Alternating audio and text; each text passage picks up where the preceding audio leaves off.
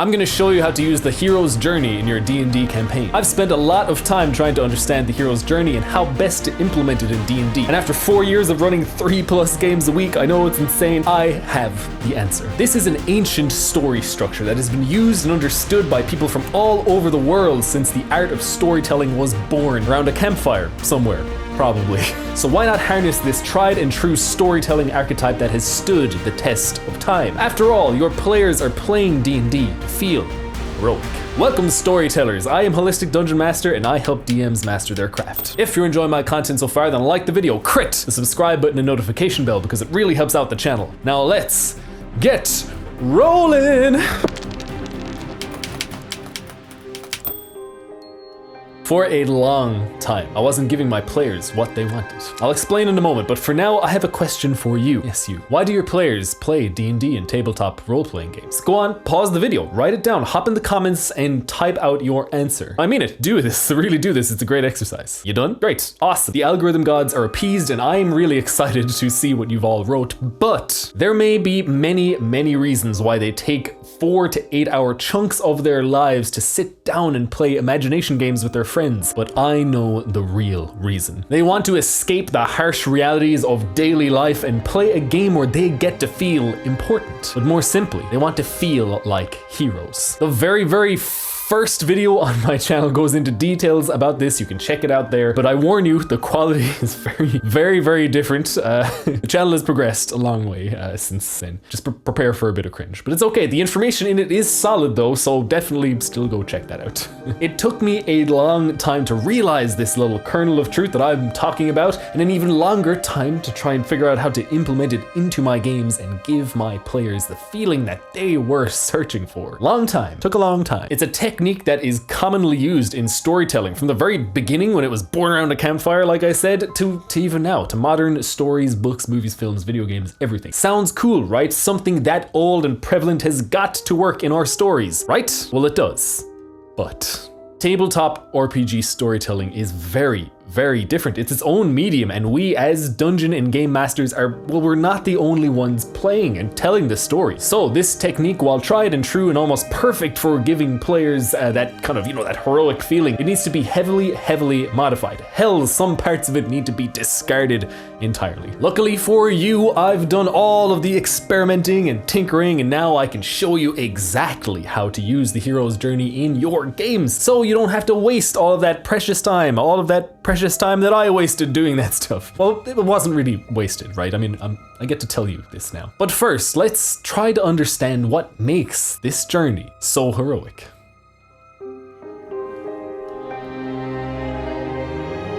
We're all familiar with this structure. The hero has a call to adventure. They meet some challenge or ordeal that they must overcome. They return home with all of the knowledge and wisdom that they received on their journey. It's simple, elegant, and effective. It's got a beginning, middle, and end. But within those 3 segments of the hero's journey, we can zoom in even further. James Campbell discovered, he didn't invent it because this stuff goes back millennia, eons. He uncovered this stuff back in 1949 after analyzing countless myths and stories from humanity's past, from all over the world. They have different stages to each one. That's us zooming in, right? What's cool about it is that we don't have to use them all. They don't even have to be in order, apart from those 3 larger segments, the beginning, middle, and end. In fact, I strongly believe that there are some of those little elements that we shouldn't use, or at least not focus heavily on, or we actually need to do some tinkering and maneuvering around it to get it to work in our medium. Otherwise, we just end up railroading our players. That's something we don't want to do. We're not here to write a book or a script or make a video game. Right, this is interactive storytelling, so we gotta change some of this stuff up. So let's jump in right away. Let's start where all great stories do, at the beginning.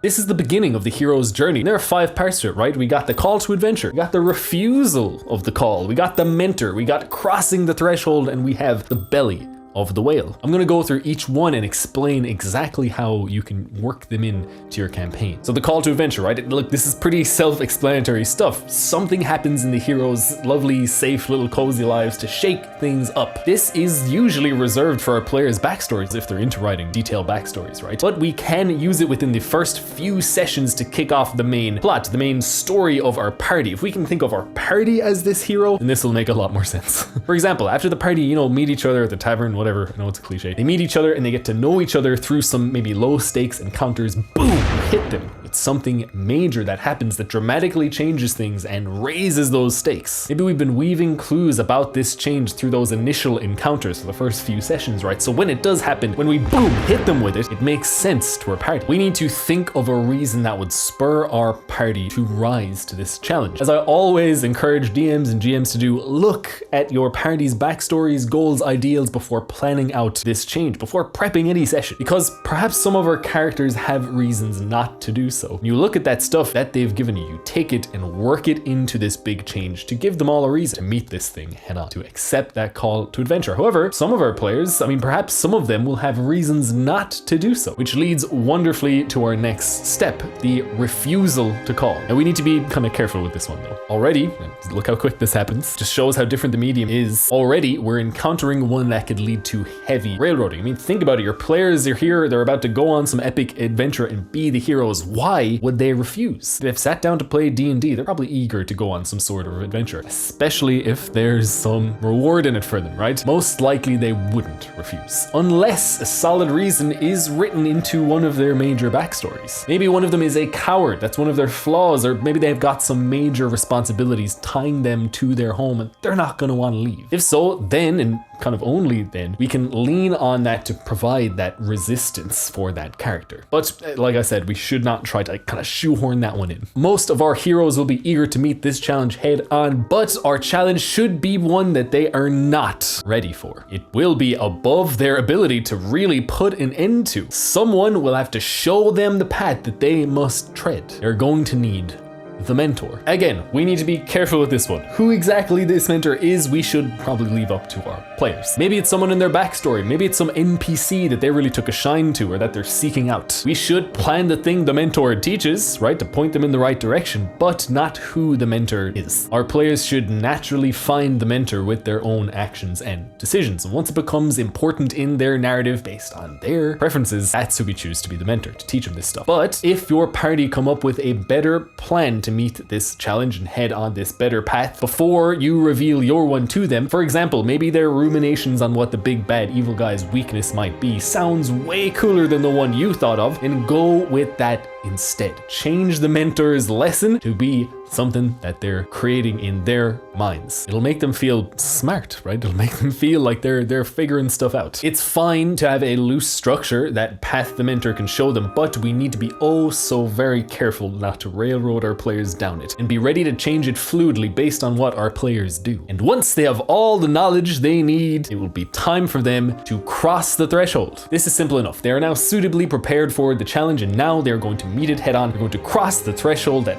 first real meaningful step on their journey. Just like in Lord of the Rings, in the larger plot, really that first threshold they crossed was the forging of the Fellowship, right? And from that point on, they were headed to that challenge, to that climax. Maybe for your party, it's time to head to the big bad evil guy's fortress and put them in the dirt. Whatever it is, you should try to make that moment, that real stepping forth over the threshold from safety and known into danger and unknown, but also growth and progression and treasure and fame and all that good stuff. You have to make that moment gratifying and meaningful. Maybe whatever NPCs they've helped so far could meet them at the gates and provide some words of encouragement or wisdom, or even supplies, magic items, health potions, all that good stuff. Get them to describe their preparations. Hype up what they're doing in this moment. It's a gratification beat. Video about story beats, right there. Doing this will really excite your players about the journey to become. They'll get on that hype train. And when they finally do cross the threshold, you drop them immediately into the belly of the whale. This is the first true obstacle your party will encounter that shows them the true peril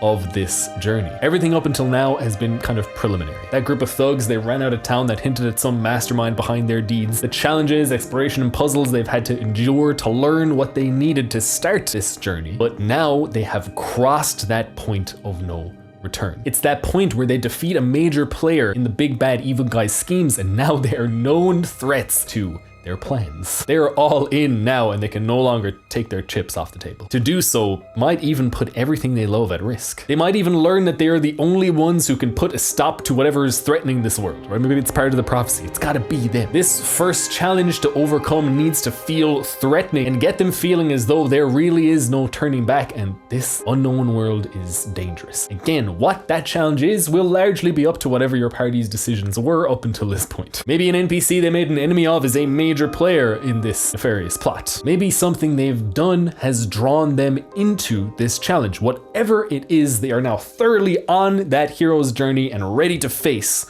whatever it throws at them. And that's something very important to consider. What will it throw at them?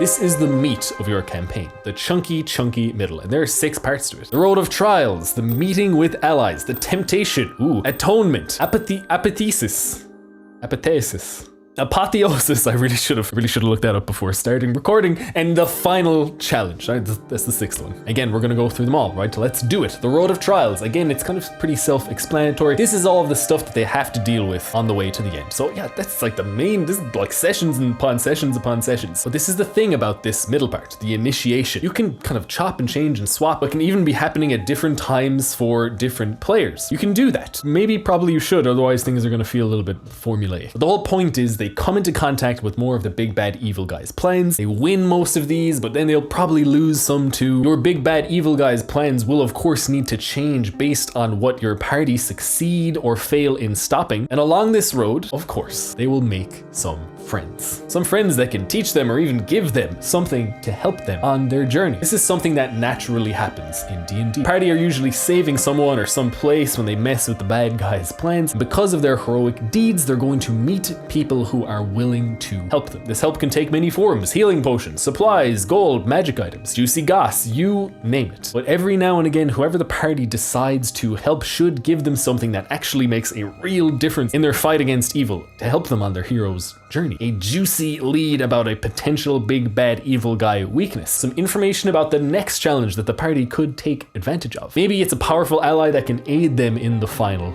battle when the time comes. However, we need to make sure the party don't have to meet any specific person that we've pre-written. We can tie these forms of aid to anyone that they choose to help or that they take a shine to. But our players and their player characters are probably not total saints, right? They probably have some flaws, right? Flaws that we most certainly should try to exploit by introducing the temptation. Now we're cooking, right? That's my favorite part. Now, there might not be just one thing to tantalize your players with. It can be different for every player character. Maybe it's a vice, maybe it's a rigid moral code. Whatever it is, we need to tempt our party with it so that it could potentially lead them off their path and away from the hero's journey. This could even be the big bad evil guy's ploy if the player characters have survived their previous attempts to stop them. The whole point of this isn't to be mean to our players, however, quite the opposite. It's a chance to delve into their backstories and the details about their character and make it meaningful and relevant to the story. It's also a chance for them to have some character development, because whatever this temptation is, there needs to be a way for them to overcome it. The possibilities are endless and as always will heavily depend on your players' choices and character choices. Are you seeing a trend here? You might be. I think you are. You're clever. All of you watching are very, very clever, and I'm sure you see the trend. And when they do finally overcome their temptation, there will be atonement. This is a tricky one. It's important though. It's basically the turning point of the whole campaign and our characters' arcs. It's my silly Irish accent, okay? Deal with it. It's the point where they confront their reasons for taking on this journey, their fears and their weaknesses. That moment where they master the powers influencing their lives and they steam on ahead to confront the challenges despite them. But we can't force those introspective moments on them, so we have to get creative. We've got to change this to suit our medium. Maybe our cleric or paladin has a brief meeting with their deity who confronts them on these things, these questions, these fears. Perhaps someone from a PC's backstory or life does the same. But I think the best way to do it is to let it happen naturally through the process of temptation. Dealing with that temptation and overcoming or even succumbing to it, it usually prompts our players to think about their character's reasons for taking on the journey and the things holding them back. If it happens, support it. If it doesn't, that's okay too. This is one of those things that we can either take it or leave it. Dealing with the temptation can be that turning point for the players, and it will probably happen at different times and at different speeds for each PC. When/if it does, our players will be at their apotheosis. That's how you pronounce it. Here's the Google man. Apotheosis. Apotheosis. Yeah. So I'm gonna be honest. Not only did I not know how to pronounce this word, I had to look up what this word meant. But basically, it's the accumulation of their skill and the challenges that they've overcome. Simple as. It's when they're as prepared as they're gonna be before taking on this final challenge. So what that looks like, what that means practically for our games is basically this. We need to give them cool and powerful stuff to help them. Maybe that cleric received a boon or a feat from their deity for overcoming their temptation and facing their fears. It could also be some powerful homebrewed magical item that specifically exploits the big bad evil guy's weakness that they learned about earlier. Remember we were talking about that? It could really be anything, and it's kind of another one of those gratification beats, kind of mirroring when the party set off on their journey. That crossing of the threshold. It should make them feel like total badasses and that they're ready now to take on the final challenge. This is pretty self-explanatory too. Many of them are. It's the final encounter with the main antagonist, but we need to ensure that a few lessons they learned along the way, a few weaknesses that they learned about, the powers and items that they've received, the friends they've made along the way. Some of that stuff needs to be meaningful and instrumental to defeating the bad guy, overcoming this final challenge. It should seem almost impossible to do so without all of that stuff. It just makes our party feel as though all of that crap that they dealt with in the middle, in the initiation, all of the friends they've made, all of the skills that they've developed, it makes them feel that all of it really, really matters. And when they finally put an end to the evil that torments the realm and changes their world and threatens everything they love in this life, they're probably going to feel a strong urge to return home.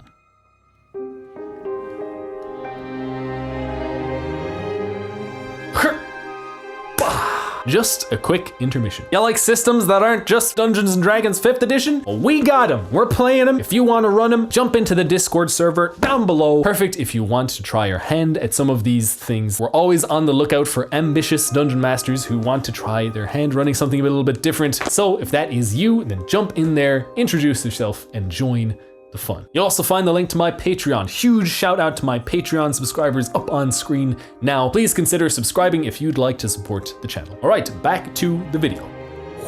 The end. The return. This will probably be the shortest part of your campaign, might only be a session or two, if that. It's there to give closure and really drive home the fact that your players' PCs have changed so much. They have become powerful, they've become rich, they've become famous, but they are different people to when they started. This one also has 6 parts. Refusal of the return. Interesting, right? We'll talk about that. The magic flight. Rescue from without. The crossing of the return threshold. Mastering the 2 worlds. And freedom to live. But most of these things for your party might be utterly and completely useless. Let me explain. The refusal of the return, right? This is basically the reluctance of a hero to return to their ordinary lives after seeing and being so much. But you cannot force your players to feel a certain way about anything. You shouldn't be doing that. So whether or not they have a reason to refuse or reluctance to return home, this is going to be completely on them. So let's move on to the next one, the magic flight. This one can work under the right circumstance. This flight is essentially the hero needing to escape with the goods as someone wishes to take it away from them. So if your campaign is going to lead on to another one and the stories are kind of tied together, or if this was just a kind of mini arc in your larger campaign and you're moving on to the next one, this would be a wonderful time to introduce the next antagonistic force. Maybe that powerful source of riches that they won from the bad guy. Maybe the next bad guy wants it badly. They have the MacGuffin and now they need to see it safely home. Perhaps though, they can't do it alone. They might need, during their magical flight, I love the name of that one. Just reminds me of the never ending story, right? Theme song's playing in my head right now. I digress. They might need help from without. Again, this will only be kind of relevant in a certain situation if your players need that magic flight we were just talking about. What it is that they essentially get some assistance from an ally. This is a great time to bring back a friend or an ally they made along the way during the campaign whose fate was uncertain due to specific circumstances. Think Gandalf and the Eagles saving the Hobbit boys from the eruption of Mount Doom. Sam and Frodo at that point, by the way, thought he was extremely dead, and now he's back here and saving them. Fantastic. Imagine how they felt, those hobbits. Pretty great, and your players can feel this too. And with this aid, your player characters will be brought back home or wherever it is they plan to go next to enjoy the spoils of their victory. And now you have the chance to cross the return threshold. Very simple, as most of these are the exact inverse of them crossing the threshold at the start of the journey. It's a defining point in the resolution. So, like you did with the crossing of the threshold, make it count. Maybe their village has been saved from destruction due to the party's actions, so now the party get home and they have a huge festival thrown in their honor. Maybe the unsupportive friend or family member from a PC's backstory finally accepts them, but they realize that they don't need that anymore. Whatever it is, make it meaningful for each of your player characters. It's going to be different for all of them, right? They've all probably got different backstories. You got to think about this. What's going to make that crossing of the return threshold feel impactful for each of them? And now, once they're finally back to where they started, they will realize that they have become masters of the two worlds. What does that mean? What the heck does that mean? It means that they have integrated who they have become with who they were before. This doesn't have to mean going home, but it might mean that they return to whatever they were doing perhaps before that call of action. But now they are better and stronger. Maybe they find that the things that used to plague them before they left are no longer an issue because of how different they are. Maybe they were meek merchants before, broke as hell and were taken advantage of by everyone, but now they dominate their craft. Their newfound self-confidence and treasure savvy. Maybe the village bully tries their nonsense again and gets a whooping because your player characters just don't put up with that stuff anymore. This Master of the Two Worlds stuff, this is probably better at the very, very end of a campaign as a sort of short epilogue scene or session even, if your players are into that sort of stuff. You could write specific kind of scenes or, interactive cutscenes with specific players. It's a nice way to round off this hero's journey. You can do it with each player. You can work with them to come up with how things are much, much different for them now, how they're going to live their lives. And after everything, after all of their trials and tribulations and the strange experience of coming home changed, they are now free to live. Again, save this one for an epilogue scene. You can almost even work it in with that Master of the Two Worlds stuff. Could even just be a nice little narration by you, or even just a literally written text document about what each player character does, or maybe what they do as a group, sent out to everyone after the final session, just as a nice little send-off. Of course, you gotta discuss this with your players before writing or doing any of this stuff. Of course, ask them how they'd like their characters to spend the rest of their lives after their hero's journey. Simple as that.